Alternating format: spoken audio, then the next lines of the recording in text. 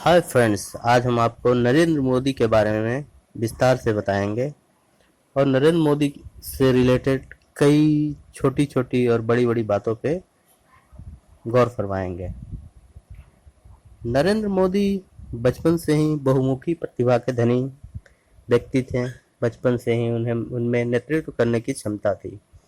आप उनकी कहानियों को जब आप पढ़ेंगे या देखेंगे जब टीवी में, तो आप देखेंगे कि बचपन में ही उन्होंने कई बड़े बड़े कारनामे किए थे। आगे चल के वो गुजरात के सीएम बने। उनके नेतृत्व में गुजरात ने काफ़ी प्रगति की। कई सालों तक उन्होंने गुजरात का नेतृत्व किया।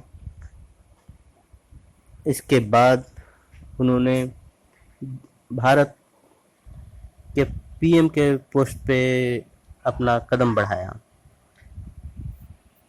वहाँ पे भी उनकी कई उपलब्धियां रही, सीएम से पीएम बनने तक और पीएम बनने के बाद, और लोकसभा चुनाव में भी उनकी नेतृत्व क्षमता उभर कर सामने आई। नरेंद्र मोदी एक बहुत ही अच्छे वक्ता हैं।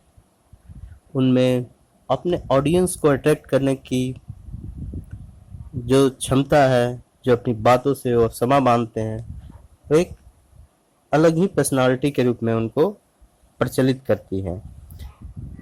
इन इनका जो बोलने का शैली है, इससे काफ़ी लोग प्रभावित होते हैं। और एक अच्छे नेता को अच्छा वक्ता होना जरूरी होता है। दूसरी बात है, इनमें नया काम करने की काफ़ी क्षमता है और काफ़ी इच्छा शक्ति है, जिसकी वजह से टेक्नोलॉजी से हमेशा जुड़े रहते हैं।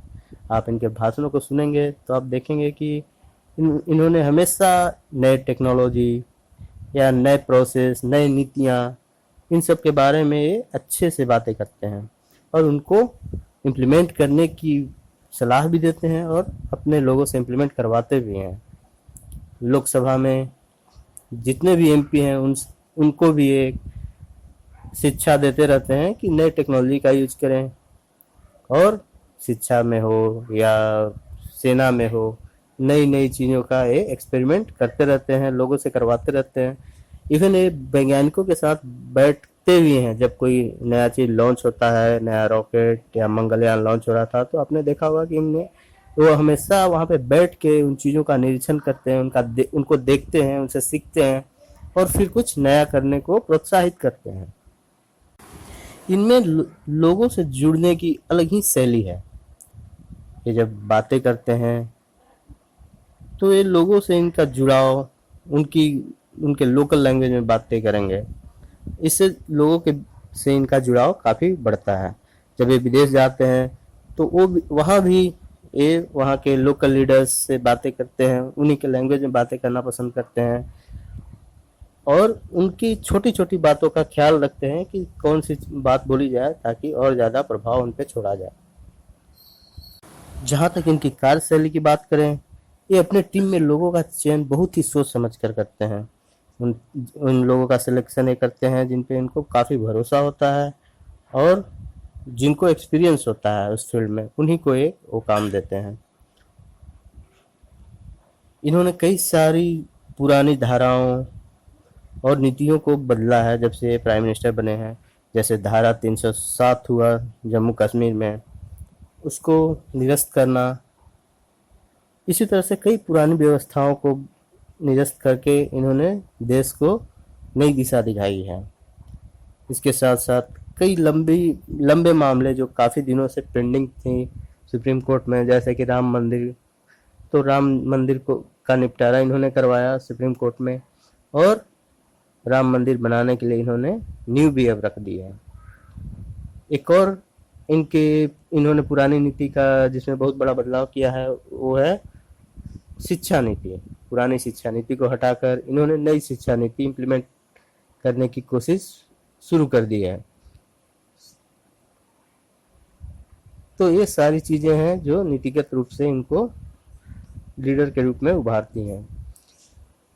एक और बात है जो पाकिस्तान से जुड़ी है। पाकिस्तान को जब से आए हैं कहीं का नहीं छोड़ा है इन्होंने। पाकिस्तान की हमेशा बुरी तरह मीडिया हो या विदेशों में हो या यूनाइटेड नेशन में हो, उनको इन्होंने काफ़ी पीछे छोड़ दिया है और हर समय उनकी पाकिस्तान की इन्होंने फजीहत कर रखी है।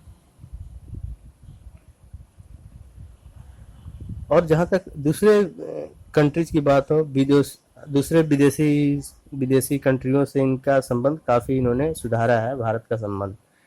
एक कई विदेशी दौरों पे जा चुके हैं जब से प्राइम मिनिस्टर बने हैं। खास करके अमेरिका से अगर बात की जाए तो इनके कार्यकाल में अमेरिका से भारत के संबंध काफ़ी अच्छे हुए हैं। अगर पॉलिटिक्स की बात करें तो कभी भी ये अपने विरोधियों को हावी नहीं होने देते हैं, हमेशा उन पे हावी रहते हैं। किसी ने अगर कुछ गलत बातें कर